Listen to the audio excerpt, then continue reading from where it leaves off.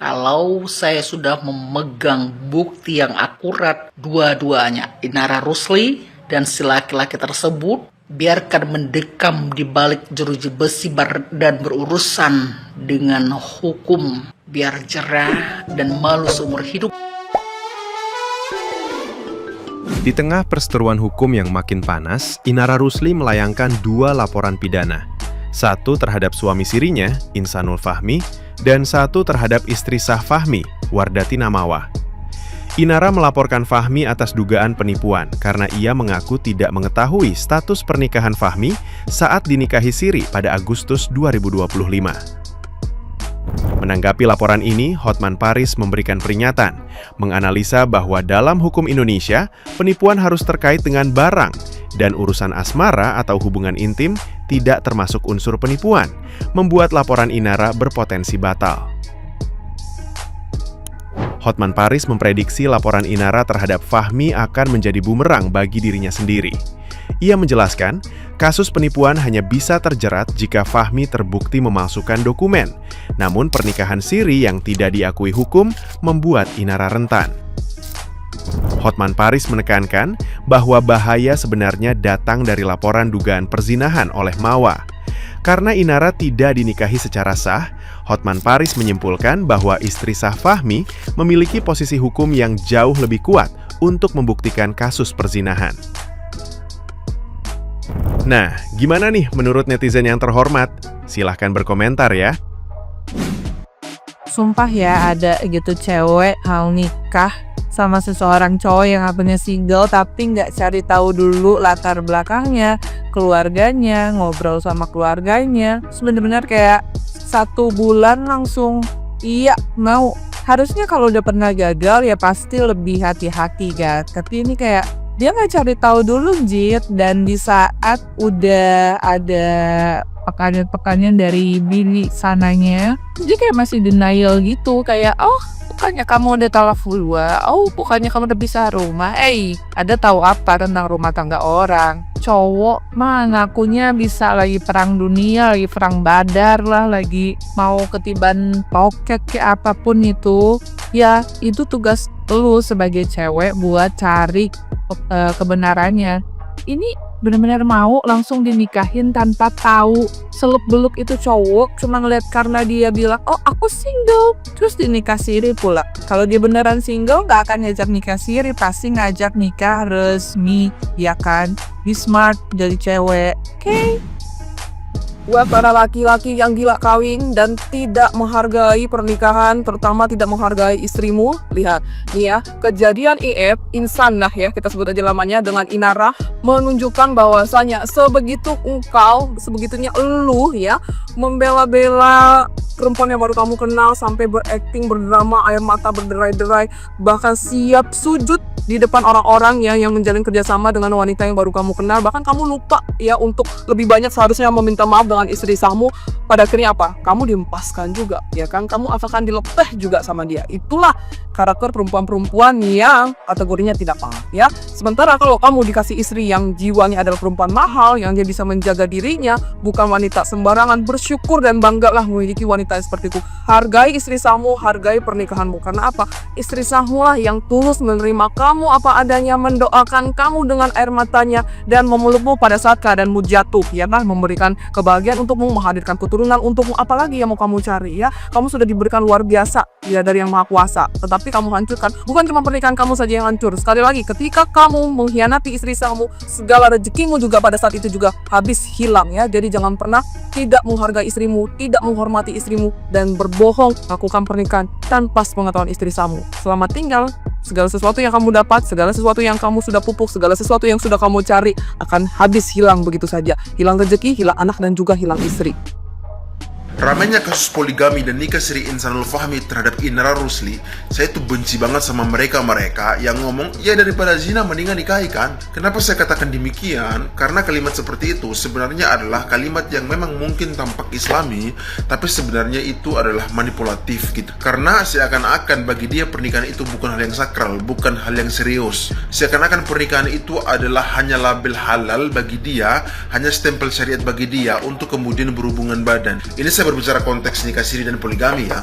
Jadi maksud saya, poinnya ada orang yang menjadikan pernikahan sebagai legitimasi halal untuk kemudian berhubungan badan. Padahal pernikahan itu bukan hal yang main-main gitu. Pernikahan itu tanggung jawabnya begitu besar, bukan kemudian hanya urusan ranjang.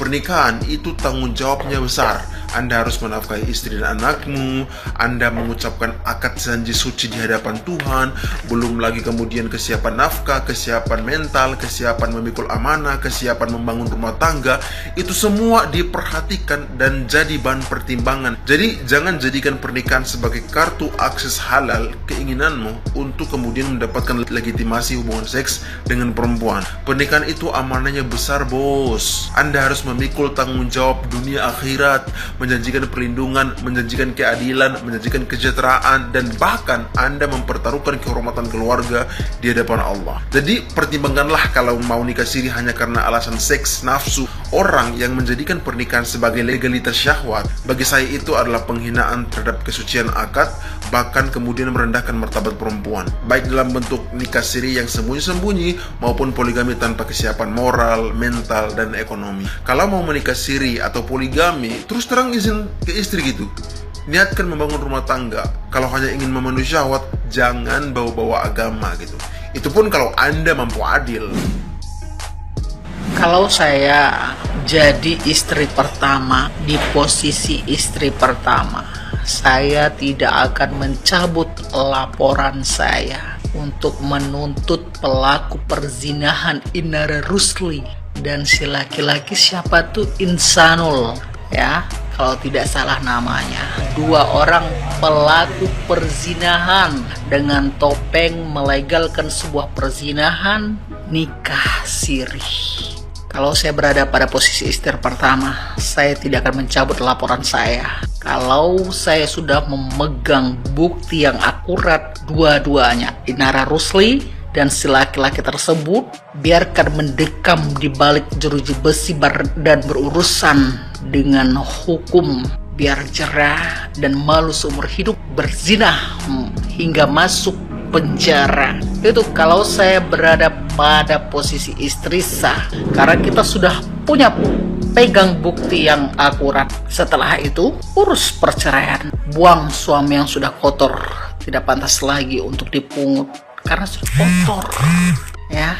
Perkara mau dapat bukti dari spiritual, mau dapat bukti dari mana, yang jelas bukti akurat digital video sudah ada untuk membuktikan perzinahan tersebut. Itu saja sih. Karena saya sebagai perempuan tidak akan pernah berada pada pihak pelakor ya. Berarti perempuan-perempuan sana yang membela Inara Rusli, kalau you sesama pelakor, berhati-hatilah ya. Kalau bisa jangan jadi pelakor deh ya. Tempinya menggatal itu dikondisikan ya.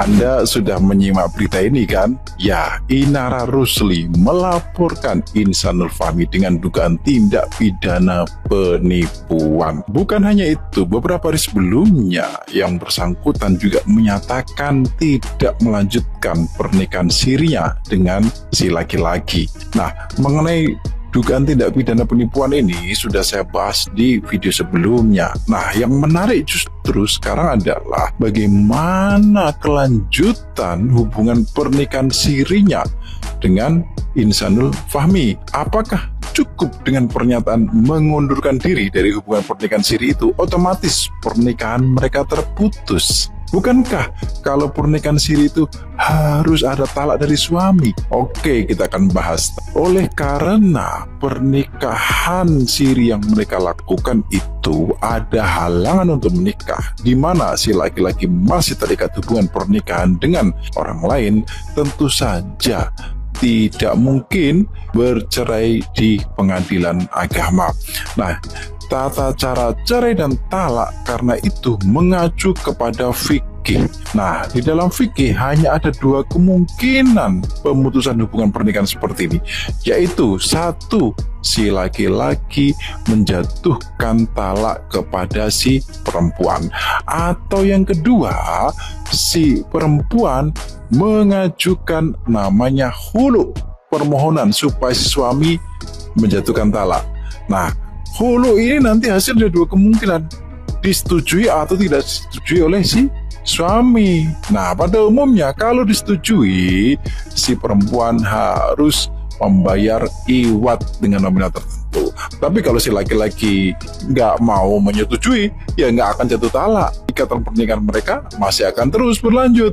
Nah, apakah si Insanul Fahmi sudah menjatuhkan talak kepada Inara Rusli atau belum? Atau apakah Insanul Fahmi sudah menyetujui permohonan cerai yang diajukan Inara Rusli atau belum? Nah,